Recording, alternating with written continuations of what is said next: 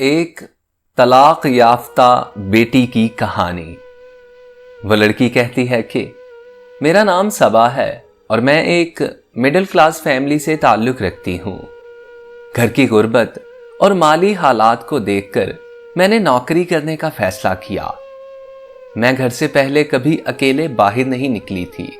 میں صبح کے وقت نوکری کے ارادے سے گھر سے باہر نکلی، بہت مالز میں گئی، بہت دکانوں پر گئی، لیکن کم تعلیم یافتہ ہونے کی وجہ سے مجھے کہیں بھی نوکری نہیں ملی اور اتنے میں کافی رات ہو چکی تھی۔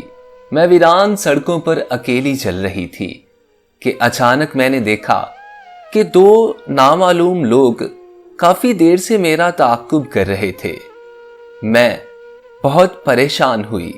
میں نے ان کو دیکھ کر دوڑنا شروع کر دیا کہ اچانک موٹر سائیکل سوار ایک لڑکا میرے پاس سے گزرتے ہوئے مجھے بولا کہ اگر جان بچانی ہے تو میرے پیچھے بائک پر بیٹھ جاؤ۔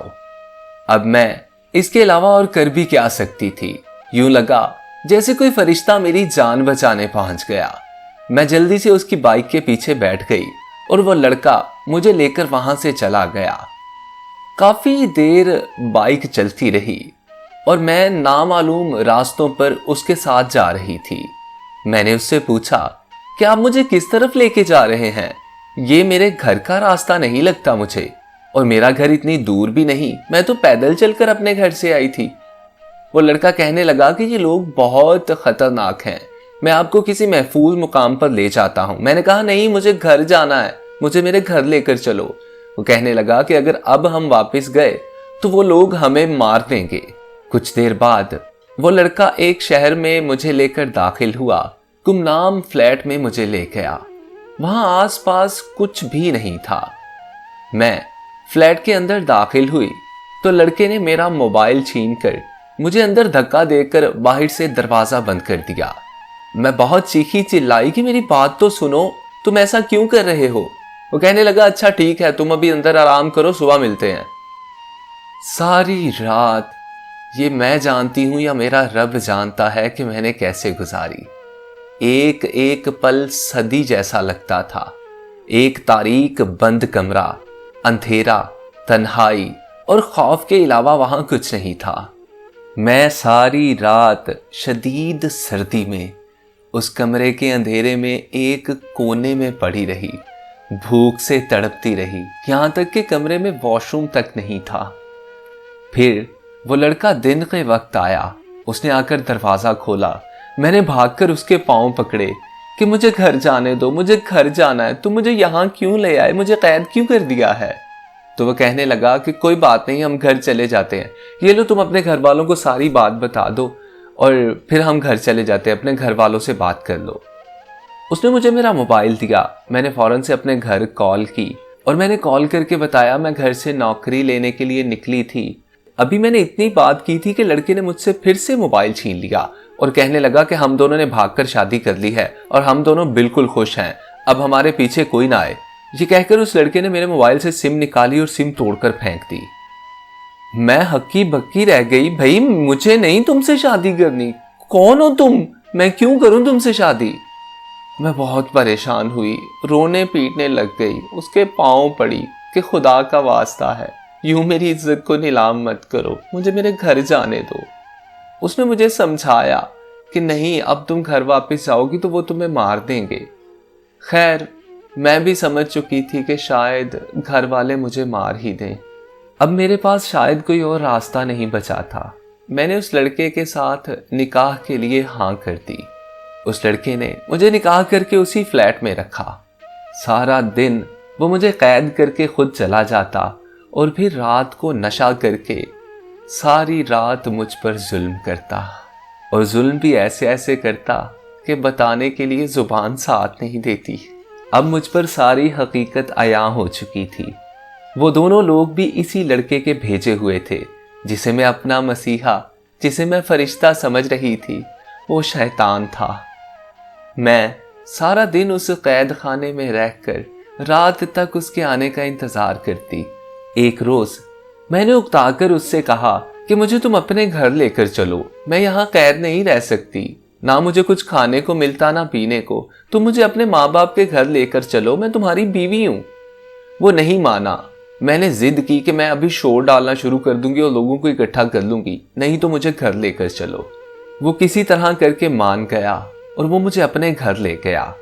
जब उसने घर जाकर बताया कि ये मेरी बीवी है तो उसके घर वालों ने मुझे तस्लीम करने से इनकार कर दिया। लेकिन मेरे शौहर ने मेरी सास को समझाया कि लड़की अच्छी है, खूबसूरत भी है और सारा घर का काम माँ तुम इससे करवाओ, तुम्हें फ्री की नौकरानी मिल गई, जब तुम कहोगी मैं इसे छोड़ दूंगा। मेरी सास इस बात पर राजी हो गई। मुझे ये नहीं पता था कि मैं एक जेल से निकलकर जहन्नुम में आ गई हूँ। मेरी सास मुझसे सारा दिन मजदूरों की तरह काम करवाती, सुबह से लेकर शाम तक मुझे एक पल भी बैठने ना देती। और अगर मैं खाना मांग लेती तो कहती अगर बच जाएगा तो खा लेना। अब खाना बचता भी कैसे? घर में टोटल हम 4 लोग थे तो सारी 4 रोटियां बनाई जाती थी। मुझे 2 टाइम तो क्या, कभी 1 टाइम भी खाना नहीं मिला था। हाँ, दोपहर के वक्त मेरी सास मुझे चाय का 1 कप दे दिया करती थी। न जाने कैसे उसके दिल में इतना भी रहम आ जाता था। खैर, सारी रात मेरा शौहर मुझे जगाए रखता और सारा दिन मेरी सास मुझसे काम करवाती। एक रोज रात की थकी मांदी मैं सो गई। अभी सोई ही थी कि मेरी सास ने एक देगची में ऑयल को अच्छी तरह गर्म करके मेरे हाथ पर डाल दिया। मेरा हाथ इतनी बुरी तरह से झुलसा और मैं चीख मारकर उठी। हाँ, मेरे हाथ पर तेजाब क्यों डाला? लेकिन वो तेजाब नहीं, गरम गरम ऑयल था। मेरा हाथ शदीद जख्मी हुआ। मैं बहुत रोई, बहुत चीखी, बहुत चिल्लाई। जब मेरा शौहर घर आया तो मैंने उसे सारी बात बताई कि तुम्हारी माँ ने आज मेरे साथ ये किया है। मेरे शौहर ने पहली दफा मेरी साइड ली। मैं अपने शौहर को शदीद निकम्मा समझती थी क्योंकि काम धंधा तो वो करता नहीं था और बाप के पैसों से ही नशा वगैरह करता था। लेकिन उस दिन मेरे शौहर ने कहा कि खबरदार आइंदा इसे आपने कुछ भी कहा, ये मेरी बीवी है, मेरे निकाह में है। मेरा दिल बड़ा हो गया। फिर सुबह मेरा शौहर उठा और कहने लगा मुझे काम पर जाना है, मेरे कपड़े इस्त्री कर दो। मैं बहुत खुश थी, ये सब कुछ कैसे बदल रहा है। मेरा शौहर काम पर जाने लगा तो उसका मोबाइल घर रह गया।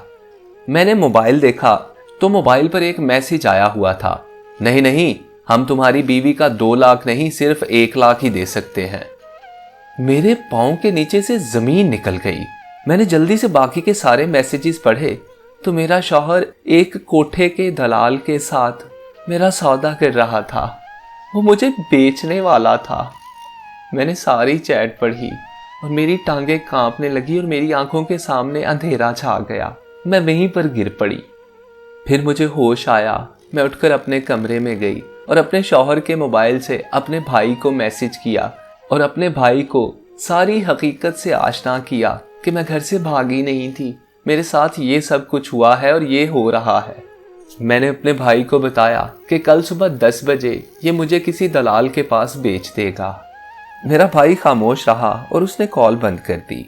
सुबह 10 बजे मेरा शौहर कहने लगा कि चलो बेगम, आज हम बाहर कहीं घूमने चलते हैं। मेरे बारहा मना करने पर भी वो नहीं माना। अब मुझे यकीन हो चुका था कि ये मुझे बेचने जा रहा है। मैं तैयार हुई और चुपचाप उसके पीछे बैठ गई। अभी हम गली से बाहर ही निकले थे कि इतने में मेरा भाई आ गया। मेरे भाई ने उसको गिरेबान से पकड़ा और कहा कि तुम मेरी बहन को बेचने जा रहे हो, मैं अभी पुलिस को फोन करता हूँ। ये सुनकर मेरा शौहर वहां से भाग गया और मेरा भाई मुझे अपने घर ले आया।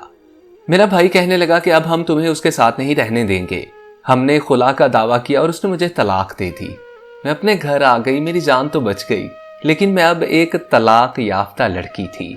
सारा माशरा मुझे तलाक याफ्ता बदकिरदार लड़की समझता है। मैं तमाम लड़कियों को यही पैगाम देना चाहती हूँ कि आज के इस दौर में कोई भी आपका मसीहा नहीं है, ये एक दरिंदों का माशरा है। अपनी इज्जत को महफूज रखिए। बाहर चारों तरफ दरिंदे आपको नोचने के लिए घूम रहे हैं। आप लोग दुआ कीजिए कि मुझे एक अच्छा साथी, एक हमसफर मिल जाए। अल्लाह सब बेटियों के नसीब अच्छे करे।